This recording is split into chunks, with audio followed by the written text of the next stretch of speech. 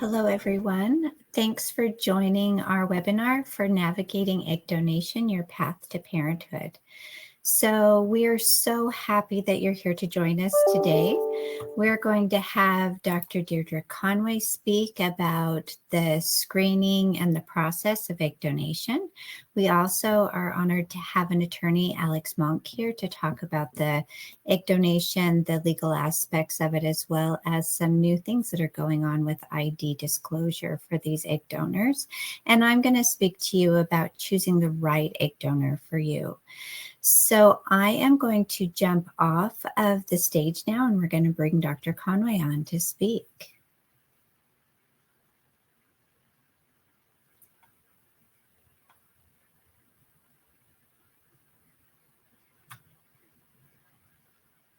Dr. Conway? There she is. Here we go. Hi, sorry. Bear with me a minute as I work through how to use this. This is amazing. I hope everybody can hear me.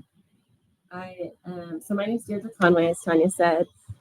Thank you, everybody, for being willing to share your evening with us. It's like, I know it's like a commitment getting on, but the air quality looks terrible out there, so maybe it's better to stay inside tonight anyway. So I'm going to put up some slides. Hopefully I can remember exactly how to do this. Bear with me here for a second. And then we'll go through this. So a little bit about my background. Does that look right to you, Tonya? I think it's, yes, share. All righty. Yes, you had it. Looked great. Does that still look good? Because it looks kind of weird for me. I can't see. You're not sharing anymore. I'm not. Hold on one second. Sorry. Technical difficulties here. No worries. There you go. Now you're sharing. There it looks great. So we're good as is? Okay. Yes, perfect. All right, perfect. Sorry about that. Okay, so my background. So I did my training on the East Coast and West Coast, and then ended up moving to Utah to be closer to my husband's family, and have been here practicing at Utah Fertility Center for 12 years now. So, and I was in a practice for a few years in San Diego before I moved to Utah, and of course really love and I'm very passionate about the specialty of infertility and fertility treatment, and in the last several years have focused a little bit more of my subspecialty on this little niche of third-party reproduction and helping people that have been through a lot of the time, as I'm sure a lot of you know, many different kinds of fertility treatment, and have had more significant challenges that are requiring you then to pursue on to look towards these more alternative options like donor egg, sometimes donor sperm, gestational surrogacy, and things like that. So this will be a little bit more focused on an egg donor and kind of the screening process that goes into how we help you to find an egg donor that's great for your needs. So this has kind of been my focus, and I took over as the third-party director about almost exactly a year ago today at Utah Fertility Center. So this is kind of the breadth. We have a very large donor database. It's actually the largest database in the country of pre-screened donors. So there can be donor databases that may be a little larger than ours, but a lot of the time, there may be agencies that are putting donors up for you to be able to look at their profile, but they actually haven't been through all the screening that they need to be through. So sometimes things can get caught up in the process or flagged after they do their screening, which makes it impossible for them to be used actually as an egg donor. So the process for us is a little bit different in that we do our screening before they can even be on the database for patients or intended parents to see. And as you can see, it's a variety of different backgrounds. And even though we are here in Utah and it is not the most diverse place in the country, having lived in New York City and Los Angeles and now here, it is a little more homogeneous, but we really do actually have a surprisingly diverse database with many different ethnicities and many different personalities and assets and strengths of all of the different donors to really try and help people to find something that's like an individual pursuit for them, whether it's athleticism or, I think for the most part, people are just looking for a donor that fits well for their family in terms of just physical characteristics of like eye color and hair color and ethnic background. But we do also, I think, do a really good job of trying to help people to find something if it's like really important, whether it's education or athleticism or creativity or something like that. We really try and customize the process to make it a really positive experience for you. But you can see from these donors, they're amazing and come in lots of different hair colors and obviously lots of different backgrounds as well. And I think this is a really beautiful picture that kind of shows, I think, some of almost like the agony, but also the magic of the process of using an egg donor, especially for, obviously with these hands, kind of a more traditional couple. The donor screening process is extremely extensive, actually, and very involved. And we'll go into that a little bit later. But I think from my experiences here in Utah, after living a lot of different places, the egg donors that we recruit here, for the most part, they're really genuinely invested in the process, and they often are in the medical field and maybe in nursing school, or even a lot of like our medical assistants want to be egg donors, and they're obviously getting compensated for the process because it is very involved, but they are really doing it because they have this desire to help other individuals or couples, be able to build their family in a way that otherwise may not even be possible for them. So I think they're really invested. A lot of them are in the care industry as well, and they really are excited about helping other people, which I think makes the process for us and for them and for the intended parents just so much more rewarding. And we, I think, have had a really successful donor program for a number of different reasons. Utah tends to just have this amazing community of young, healthy, really kind, beautiful women that want to be egg donors. So we don't have too much trouble recruiting egg donors, but we also really try and treat our egg donors just like all of our other patients that are struggling with infertility and our intended parents that are going through this type of process. So, they do get, we try and really help to coddle them through the process and treat them like the individuals that they are. And that is unfortunately not the case for all fertility clinics that have donor programs. So I think ours has been really successful because if we treat our donors really well, they will often come back and do like maybe a second or a third egg retrieval cycle for maybe another couple. And they'll tell their friends and family and other people about the process. And if they have a positive experience, they'll share that experience with other people. So we kind of almost organically have been able to grow this database really well. And so we recruit and we do screen these donors, of course, to make sure that medically and psychologically and based on their family history that they're screened well. So there's a very strenuous medical process involved, but we also, want to make sure that their well-being is also being cared for, and they go through, a session with a therapist. They have to do like a personality inventory for both the intended parent's sake, but also for their sake, because this is something that they're going through when they're relatively young. And, this is going to be an experience that they'll really remember and have for the rest of their lives as well. So we want to make sure that they're thinking this through carefully before they embark on this type of journey as well. And so we believe that within the program, it's really important to protect the sanctity of life and to respect the biologic power of creation a new life in the form of a baby, however that may be. And as you all probably know, family building is way more creative than it used to be. And I think this picture is so beautiful, and I think everybody can interpret it a little bit different. But one of the things that I often share with my patients that are like traditional, heterosexual couples and women that maybe are needing now to transition to using an egg donor is that, yes, it is the genetic DNA of the egg donor that's in their 20s, just like, often a lot of women are going through using an egg donor because they're maybe in their 40s and their egg quality and egg reserves a lot lower at that point. And the donors is younger and healthier just because of being in their 20s, like ours would be if we were in our 20s. So it is the donor's DNA, and it's often, the male partner's genetic contribution of the sperm. But there is a lot more research that's fascinating, I think, that is looking into what's called imprinting, which means that there's a lot of effect of gene expression based on the maternal environment of that pregnancy as well. So for people that are carrying that pregnancy, there's definitely some molding of gene expression, which just basically means genes that are turned on and turned off based on the maternal environment. So yes, it is the DNA of the donor that's going through, but there's definitely some molding of it. So I sometimes think of it almost like the merging of all three. And I think that picture just to me kind of describes what that is like.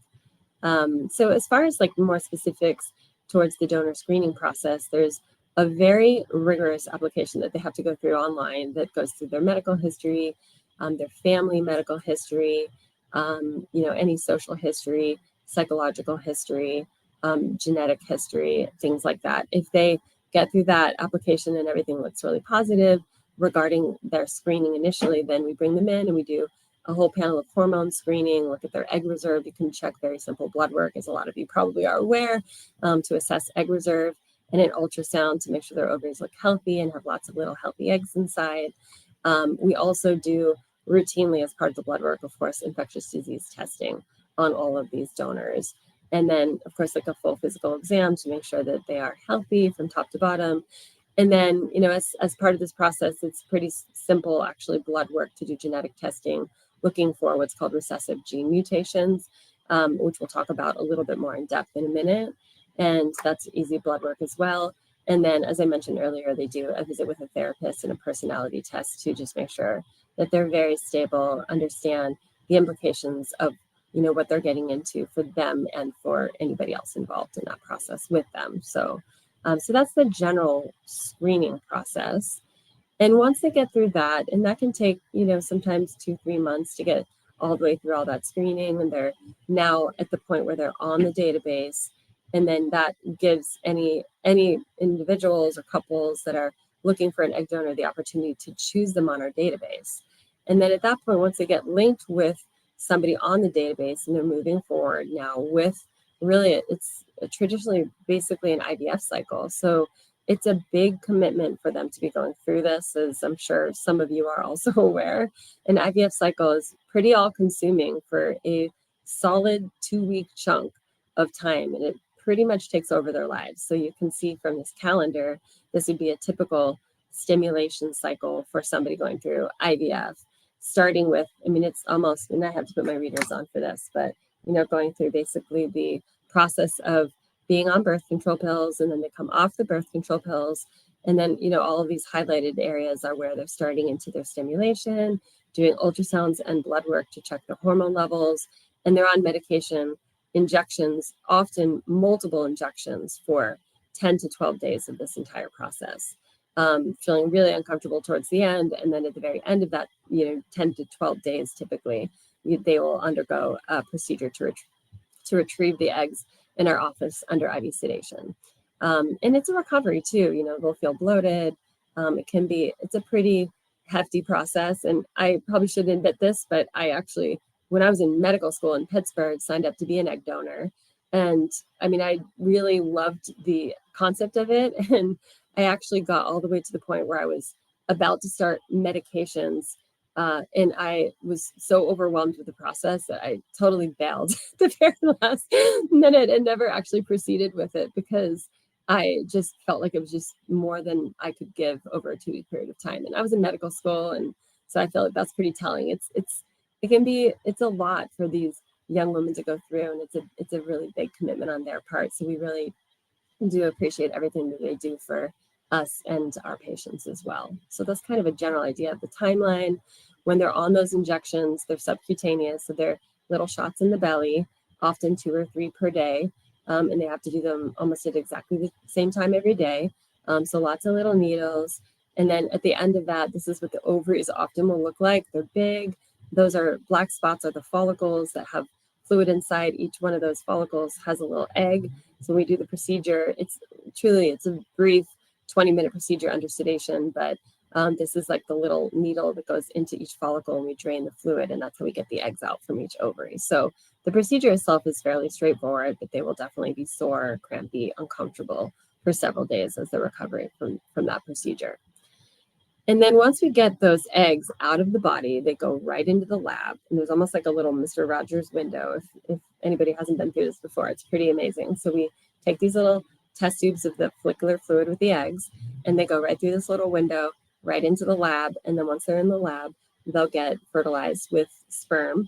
Whoever's donating that sperm, whether it be an egg donor or a sperm donor or a partner's sperm source. Often it could be either natural or often ICSI, where we're handpicking the best looking little sperms, injecting them into the eggs. And then they grow out for 5 days into this stage of an embryo, which is called a blastocyst embryo, where there's this little cluster of cells that will eventually become the fetal part. And then this is the placental part around the edge. A lot of them will drop off. So you could start with 20 eggs and only end up with maybe 5 to 7 of these blastocyst embryos, because the ones that are lower quality or genetically abnormal will stop developing. And that's where, if we're going to do genetic testing on an embryo, we take a few cells from the edge, that's the placental part, and then we're not actually at all affecting the fetal part of the embryo that's kind of on the other side. So we take just a few cells, and then we freeze the embryos at that stage. And then once they're frozen, they're just frozen in time, which is a beautiful thing about embryo or egg or embryo freezing with ART and IVF. And then that's kind of where the process then pauses. And then if they're doing genetic testing, it takes about a week and a half. And then at that point, we get this result back that will give you a profile almost for each embryo that tells us, okay, of these, say, 7 embryos, these are the ones that are genetically normal or balanced. And they're looking for errors that happen when the genetics of the sperm and egg merge together, where some of the embryos can have mishaps where maybe that embryo has an extra piece or a missing piece of a chromosome. And those embryos, if you were to transfer them, generally would either miscarry or would not implant. So, some people like to have that information in general because they're young women. The genetics and the egg quality are usually high. So not a really high percent of those embryos will be abnormal, but it does give a lot of people, just having been through so much in their fertility journey already, a little extra peace of mind.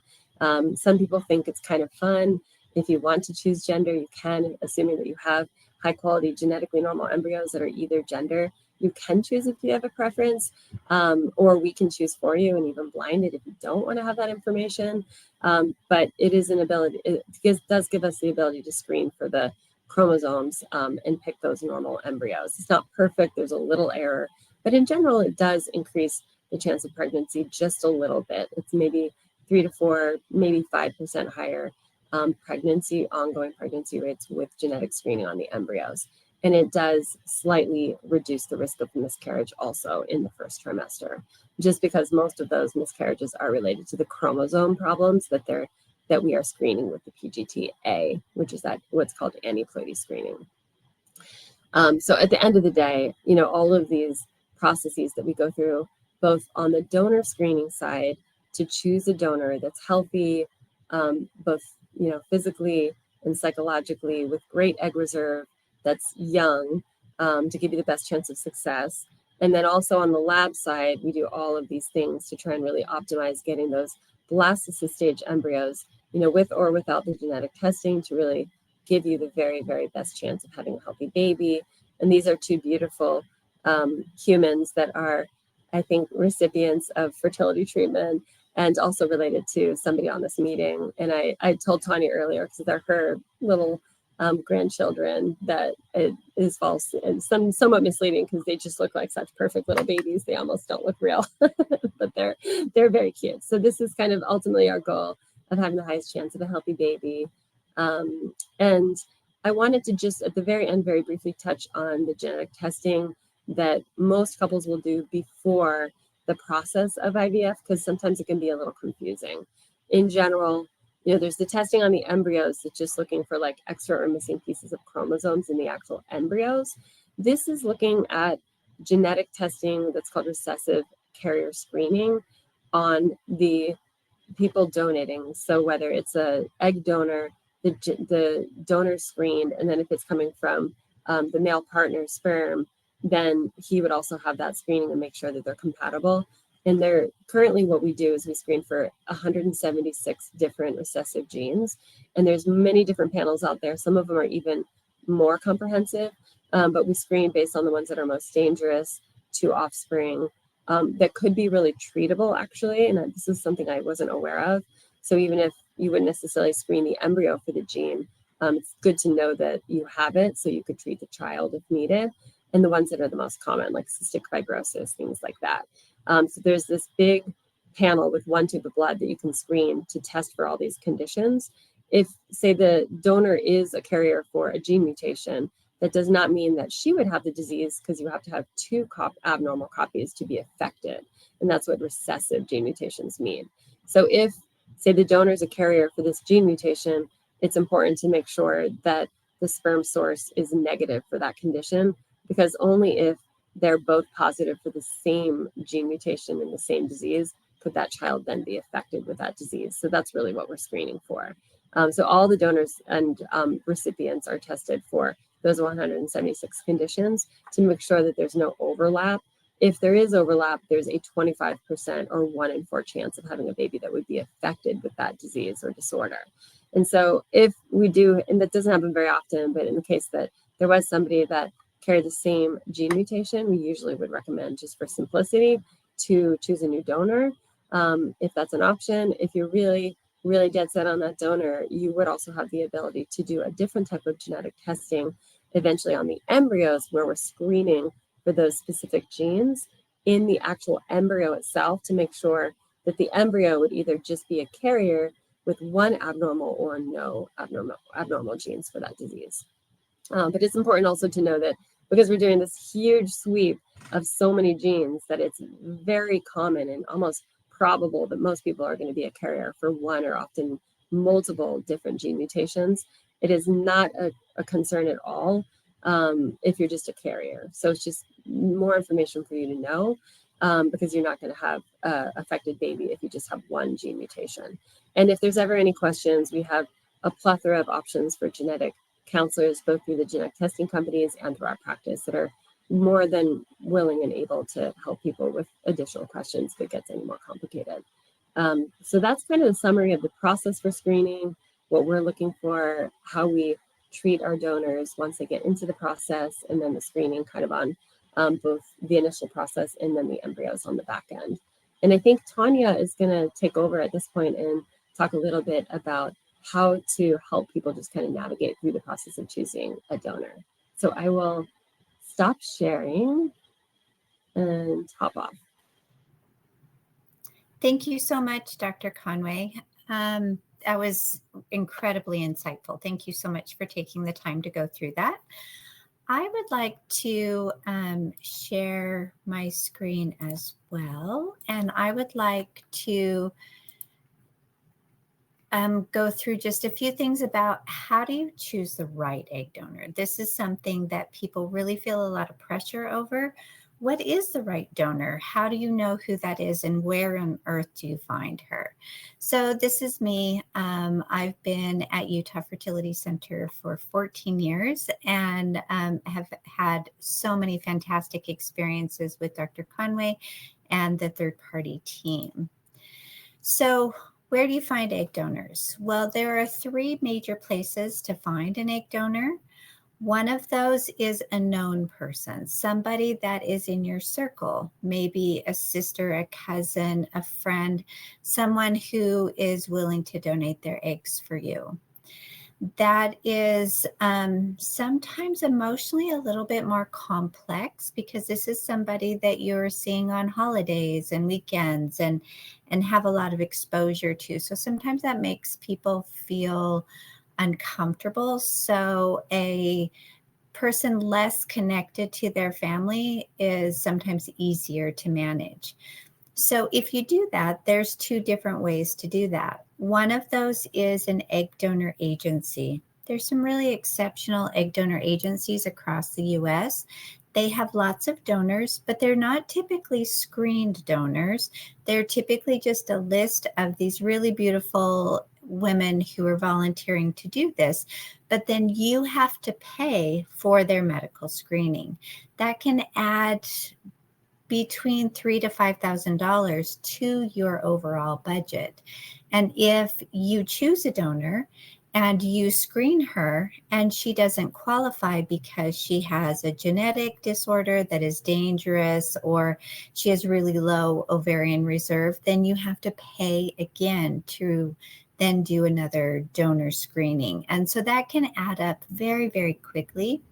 Agencies, egg donor agencies often have an agency fee because they have employees and all of this stuff. So they have to pay for all of those things.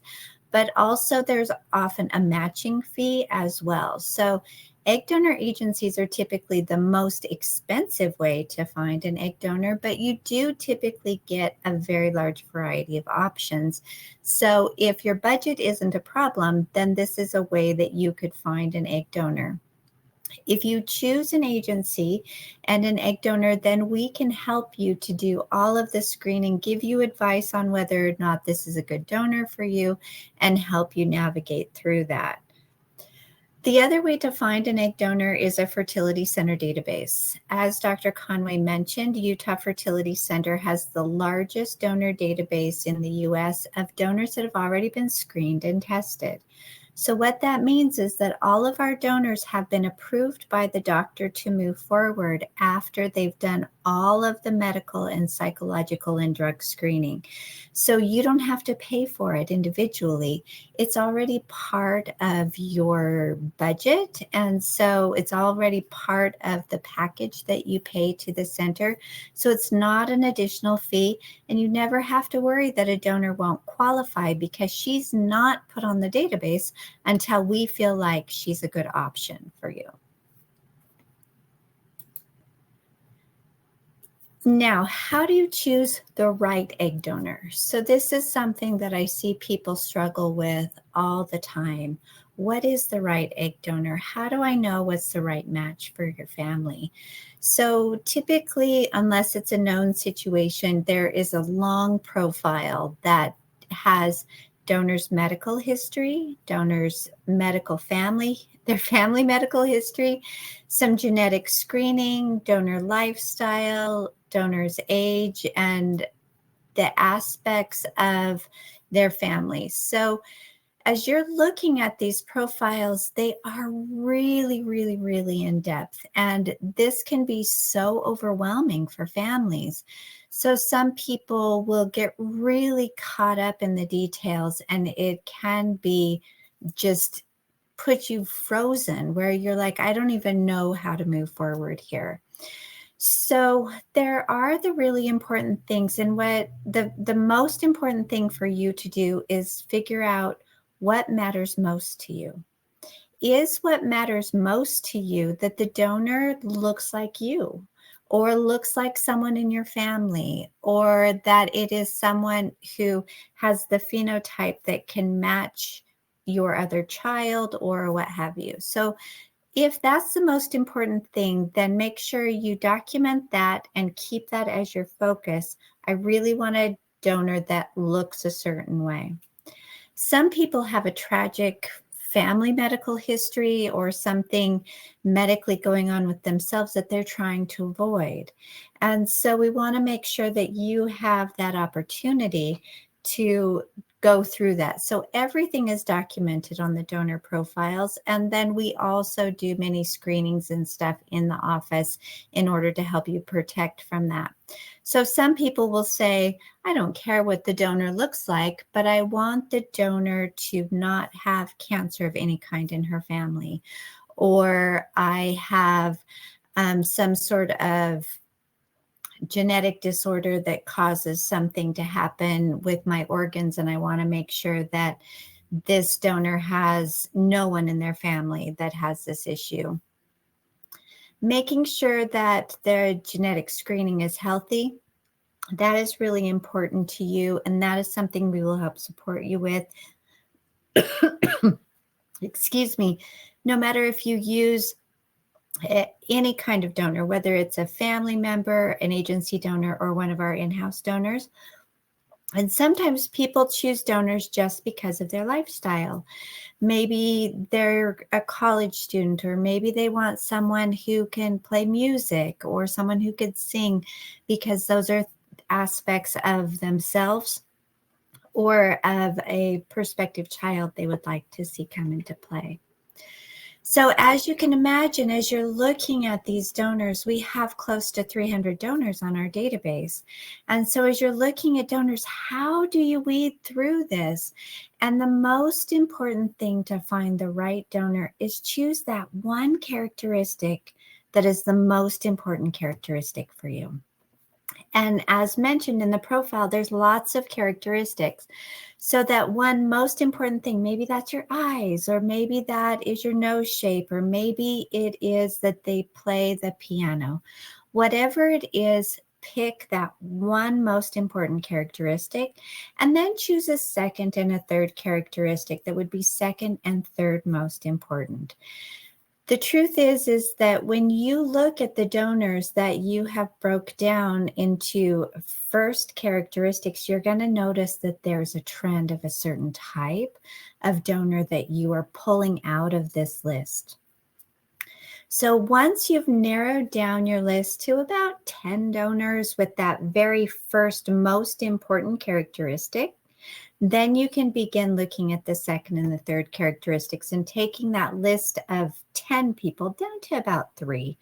If you have more than 3 donors, then it's really hard to wrap your brain around it. And it, again, is too overwhelming. So keep it simple, picking that most important thing and then breaking it down into 3 other sections from there. A really good way, especially if you're going off of physical traits, is ask somebody you really trust. I recommend asking 1 or 2 people that you really trust their opinion. Don't ask 10. That is too much. That's just going to make you even more confused. So maybe ask your best friend, maybe ask your mother, do you think this donor has my eyes? And hear what they have to say, because they may have a totally different perspective on something that you hadn't thought of, but only 1 or 2 people. And remember, when it all plays out, you have the final say, but it's really nice to get a second opinion in there. Somebody who's just slightly separate from it, that isn't caught up in as many emotions as you are. One other thing to remember as you're looking at donor databases is that donors are not perfect. These are human beings. So you're not going to find somebody with perfect genetics, perfect family history. You're not going to find that perfect human being, because there is no such thing, right? So remember, if you were to put yourself down on the list, then would you choose yourself? And if not, what is it about yourself that you would choose to discard that maybe you want to put in with this donor? So remember that these are human beings. Remember that you can put everything really pretty on paper, but that doesn't mean that it's perfect. So don't get too caught up in those details. Once you've narrowed your list down to those top 3 favorite donors, don't fall in love with anybody until they start medications for you. Remember again that these donors are humans, and even though they volunteer to be a donor, maybe they get offered a job of a lifetime, or something comes up at work and they are unable to move forward. So if you get yourself set on, I only have 1 donor that's the donor for me, you're setting yourself up to go through a lot of heartbreak. So choose your top 3 favorite donors and then go from there. Most of the time when you've done the top 3 favorite donors, you could line them up and they all would look like sisters, cousins. There would be so many similarities between those 3 ladies that it would be only you would know the difference between them. Most people wouldn't be able to tell those differences. And remember that genetics are complex. So maybe you are looking for someone who has your eyes, but if you were to look at your siblings, let's say you have 5 siblings, not all of them are going to have the same eyes you have. So genetics are complex. We can choose the things that we can choose, but then it all works out with Mother Nature. It isn't something that we have a lot of control of. So this last slide is babies that we have had the opportunity to be part of. And what I can tell you is each one of these people were in your shoes one day, and they were worried about choosing the right donor. What is the right person to choose?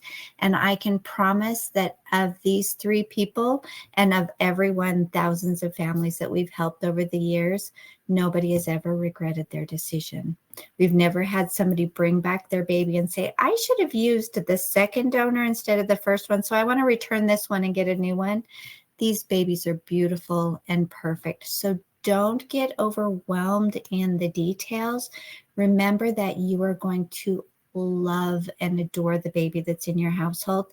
And you're just setting up some of the constructs that are going to help create this child. Everything else you're going to impact when you have that baby in your household. So if you have more questions, of course, we're happy to counsel you, help you, direct you through this in the office. But that gives you a good perspective of the entire donor process. Now I'm going to pass the webinar over to Alex, and Alex is going to talk about the contracts between you and donors and some of the really interesting new aspects that are coming in donor conceived children. Thanks, Alex. Thank you, Tonya. Good evening, everybody. I'm Alex Monk. I'm an attorney with a firm that's based out of California, but has some satellite offices throughout the country called Klein Fertily Law. We specialize specifically in assisted reproduction, so egg, sperm, embryo donation, and then surrogacy for those folks who end up wanting or needing to use a surrogate for that part of the journey. I always love kind of being a part of these webinars because I'm a lawyer, and I always learn something about the medical side when I get to hear from clinics and doctors. So, you know, my parents would be proud that I get to report some aspect of medicine when I talk to them about this, because they're bored to death by the legal stuff. Anyway, let me present my just a couple of slides here, and my portion is going to be relatively brief. I'm just going to cover the things that you need to know legally to have a sense of how to navigate the egg donation legalities. What I try to tell, you know, when I'm counseling clients, what I tell them is, if you're working with a strong, reputable, qualified clinic like Utah and you know, Tonya and Dr. Conway's teams, then legal is sort of the last thing you need to worry about, because it'll be taken care of. If you're working with independent attorneys outside of a clinic who have experience in this area, same thing. Let them handle all the legalities, advise you on things, let you make decisions, and then just let legal happen in the background. So with that, I'm going to keep this brief, but just give you a few things to consider through your donation process. I'm going to kind of break this up into 3 different elements here: the legal contract, some decisions that you have the option to make around the disposition of eggs that you may receive, and then future contact arrangements between you and your donor and your future children. So contracts, really briefly. Some clinics like Utah Fertility and others handle all of this in-house in certain arrangements. Other times you'll be required to contract with outside lawyers independently of your clinic to craft a legal contract between you and your donor. But generally speaking, there are 2 legal elements that need to be satisfied in your donation agreement. The first is a transfer of parental rights away from your donor and to you as the parent or parents. Kind of under traditional, antiquated, outdated laws, you know, one way to establish parentage is through a genetic connection via genetic testing or DNA testing. And so if you're using a donated egg, you need to make sure that legally any connection to your donor with regard to your child's parentage has been severed legally, just to ensure that, you know, you're the only parent or parents. The second legal element is a bit insensitive. The law in this area can be really insensitive because it's written by a bunch of lawyers who don't take the time to think through the practical and personal aspects of all of this. But the second legal element is the transfer of property ownership of the donated eggs from your donor to you. So under most states' laws, as soon as eggs are retrieved from a woman's body, they become her personal property under the law. So again, really insensitive language here, but helpful for the purposes of donation, because the donor is then able to transfer ownership of those eggs to you as the parents. And in doing so, you then have full authority over how you use the eggs. So any legal contract, whether that's internal consent forms with the clinic or an independent contract that you have written by an attorney, is going to include, those two legal elements. And then the legal language will also include things like any compensation to your donor for her time and effort and her physical, emotional pain and suffering of going through the process. Administrative items like, who is responsible for medical costs, any medical complication insurance that might be needed, things that reputable and qualified clinics like Utah will take care of, and just sort of advise you on, or again, if you're using independent attorneys, a reputable attorney will walk that through for you. Now, for the purposes of what you should keep in mind with regard to your donor, I'm going to sort of save the meat of this for last, the most kind of interesting topical piece of this for last. But one thing to consider is what legally is called the future disposition of your eggs or your resulting embryos. So going back to, I'll just keep coming back to this insensitive language, but going back to the property ownership, generally when you own something, it's yours. You can do with it whatever you'd like, right? At least with regard to what's legal under the law. So if you're thinking about an egg donation, when you receive the donation from your donor, those eggs are yours. You can use those however you'd like. You can theoretically store them, cryopreserve them, store them. You could immediately fertilize them to create embryos. You could later fertilize them to create embryos. Theoretically, you could dispose of them. They're yours. You could make that decision. If you create embryos, you then have the full authority to decide what you do with those embryos. Same sort of options, right? Store the embryos, use the embryos to work towards a pregnancy and conceive children, either by carrying those embryos yourself or by considering a surrogate, or theoretically disposing of the embryos. There are other options too, though, like subsequent donation of eggs or embryos to either, scientific medical research, to a clinic that may use the embryos to kind of further clinical advancements in the industry, or theoretically to another person or couple who might be in your same position and may need those eggs or embryos. So, when I say in this slide there are options for unused eggs or embryos, this is what I'm referring to. There is this new not new, relatively new in the kind of decade progression of the law around egg donation, but there's this ethical consideration around donors' ethics that suggests that a donor is donating her eggs to you, whether you are fully known to each other or not. Generally donating her eggs to one family with the understanding that that person or couple is going to create a family using her donated eggs. In doing that, there's this ethical suggestion that you in receiving that egg donation should be prevented from subsequently donating it to another person for the purposes of that next person's child conception. And then that next person, would be prevented from donating it again and again.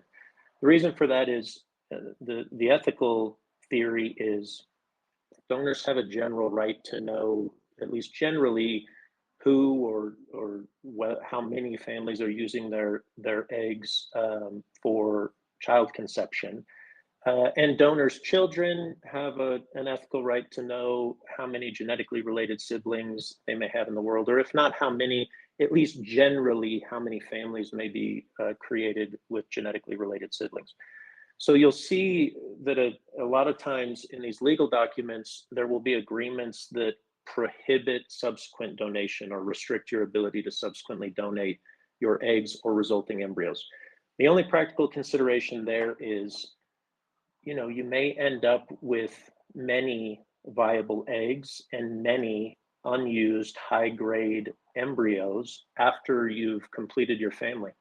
And for a lot of parents, it's difficult to think about not being able to kind of pay forward that donation to someone else for their use. So this becomes a really personal consideration. It becomes something that clinics will advise donors about, and donors will have a position on, parents will have a position on, and ideally you're going to have to agree on restrictions on subsequent donation or agreements on subsequent donation. But just know that sort of the trending default for that ethical reason that I explained is no subsequent donation to another person.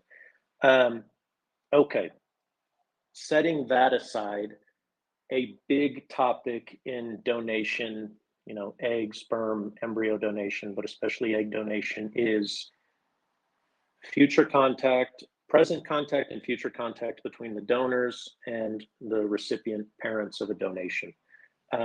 So you hear this referred to a lot of different ways, whether it's a known donation or an anonymous donation, whether it's an open donation or a closed donation, semi-open donation. There are all these different terms that generally are meant to define the relationship between the donor and the recipient parents, and then potentially also the donor and the future children that are conceived of the donated eggs. What I explain to my clients is there's this spectrum of contact, there's this spectrum of openness. On one extreme end of the spectrum is the completely anonymous donation, whereby the donor and the recipients are not known to each other. They don't know each other's true legal identifying information. They haven't had contact with each other, and they will never have contact with each other for any reason. That's one extreme end of the spectrum. And I don't mean extreme that it's an extreme view. I just mean it's on that far extreme end of the spectrum. The other end of the extreme end of the spectrum is full openness, whereby the parents and the donor know each other, they're introduced to each other, they have each other's true legally identifiable information, name, contact information, sort of whatever they want to exchange, and they just manage their own relationship freely, as you would with a friend or an acquaintance. I think Tonya and Dr. Conway kind of both alluded to the different types of donation among friends or family, or donation using a donor bank, like what they referred to. If you're getting a donation from a friend or a family, obviously your agreement is probably going to be on this more open end of the spectrum. If you are getting a donation through someone who is not yet known to you, then it could be anywhere on that spectrum. So this again becomes a really personal decision for you in creating your family, and for the donor in donating her eggs, because ultimately you have to decide whether you're comfortable having contact with the donor. She has to make the same decision about whether she's comfortable with you having contact with her, and whether you would like your future children to have the opportunity to communicate with the donor, reach out, request contact with the donor, meet the donor. All of these options are on that spectrum. So this again goes into donor ethics. The kind of trend in the social science around donation is suggesting that there should be at least some method for recipients of the donation, and specifically children conceived of donated material, to have some contact with their donor or have some knowledge of their donor. That's sort of the trending suggestion in that social science. In considering what's best for a future child and how that child will be informed of its donor conception, if that child will be informed how, when, and then that child's ability to seek contact with the donor. everyone has their own philosophy on this. There's no, well, I was about to say there's no legal obligation one way or the other. That's not true, and I'll get to that. But in some states there is. Generally speaking, you have a right to pursue a donation legally in whatever capacity you would hope for with the donor. You just need to find a donor who shares your philosophy. The trend that I was referring to, suggesting that anonymous donation may not be in the best interest of children, is resulting in some really practical changes in this industry. The first of which kind of developed naturally through the advancement of genetic testing.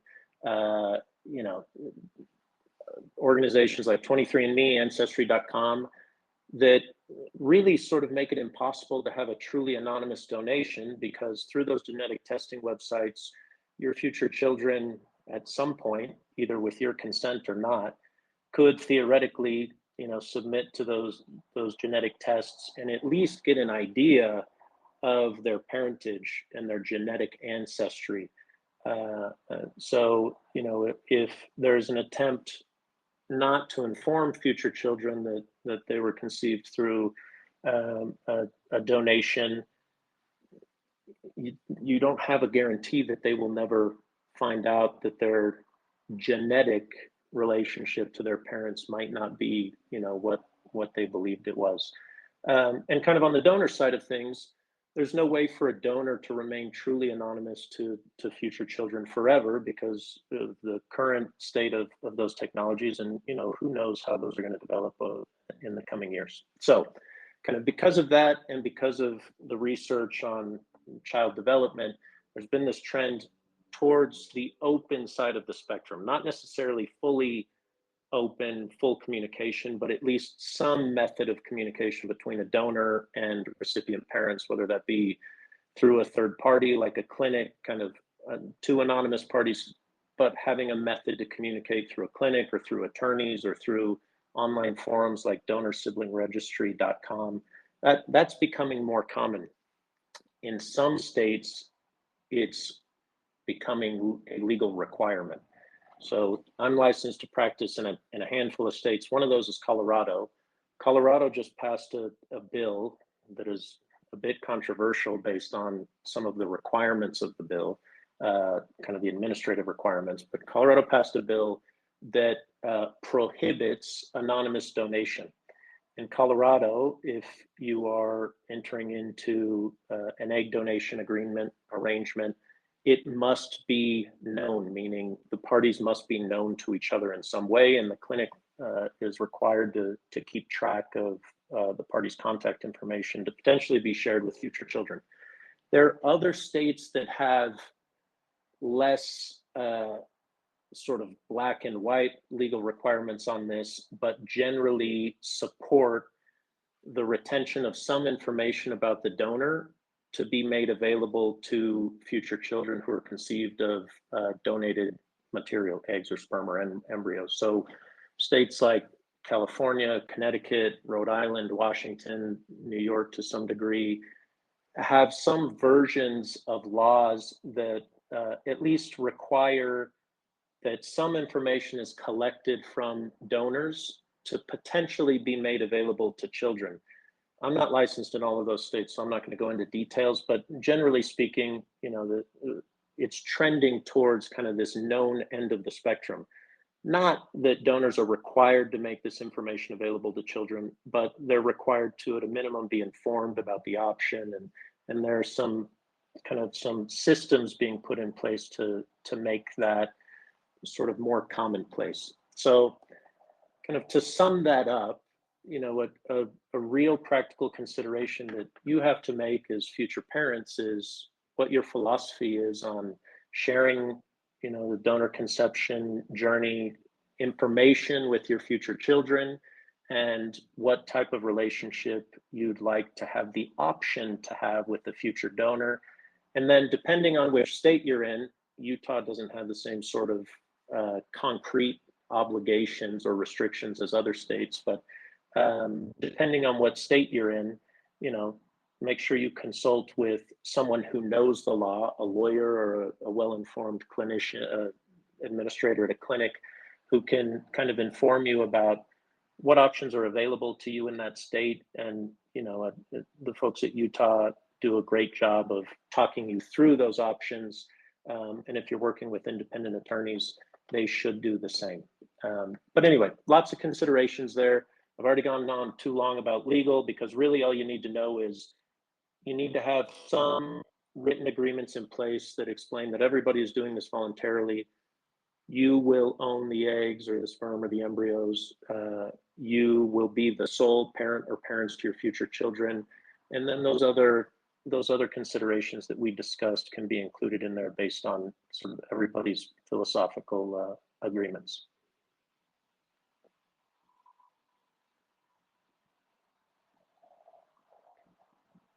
Thank you so much, Alex. That was incredible. It's amazing how much the legals have changed over the last few years. It's really fascinating.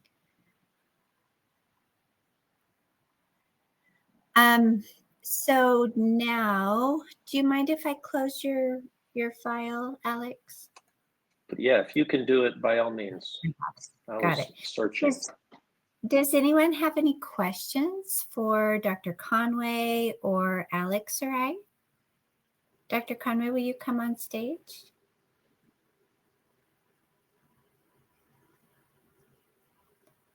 Any questions about legal aspects, medical aspects, choosing a donor? All right, well, fantastic. Thank you all so much for joining. We at Utah Fertility Center and Klein Fertily Law are just so excited to help you guys. So whatever we can do, please make sure to reach out to us, and we will also reach out to you as well. You guys have a wonderful day, okay? Thank you. Good night. Good night. Bye-bye. Good night.